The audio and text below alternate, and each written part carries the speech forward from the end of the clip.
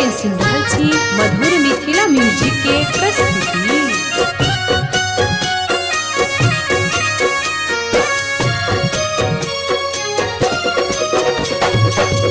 तोहरे दिहाला गुरुजी मानुष के तनमा हो, तोहरे दिहाला गुरुजी मानुष के तनमा हो, तोहरे दिहाला संसार हो गुरुजी, तोहरे दिहाला संसार हो।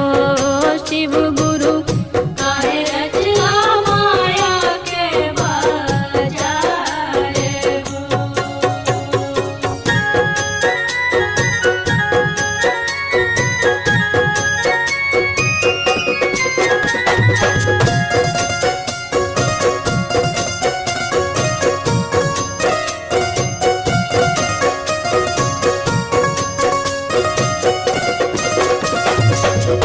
केहू के हाथी घोड़ा महल अटारी, केहू के उड़े के जहाज हो।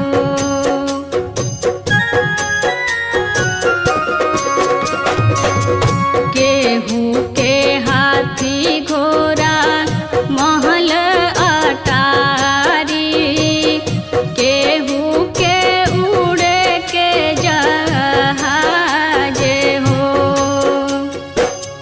केहू के मिले नाही भर पेट खानमा हो, केहू के मिले नाही भर पेट खानमा हो।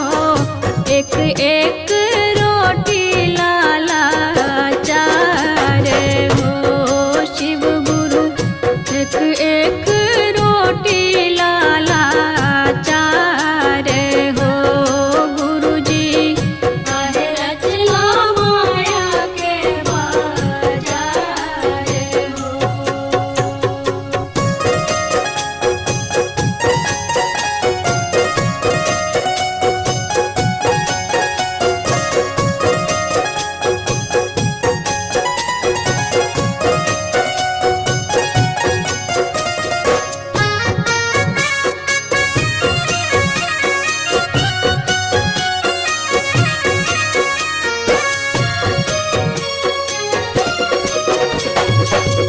सुख बेरिया सब केहू अपन बुझाला, दुख बेरिया केहू न सहाय हो।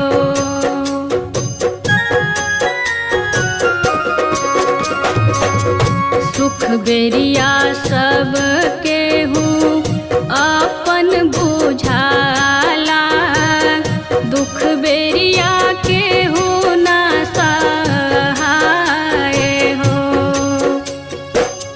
मतलब के रिश्ता नाता मतलब के दुनिया हो, मतलब के रिश्ता नाता मतलब के दुनिया हो, मतलब के घर परिवार हो गुरुजी, मतलब के घर परिवार हो शिव गुरु, काहे रचना माया के बाजार हो।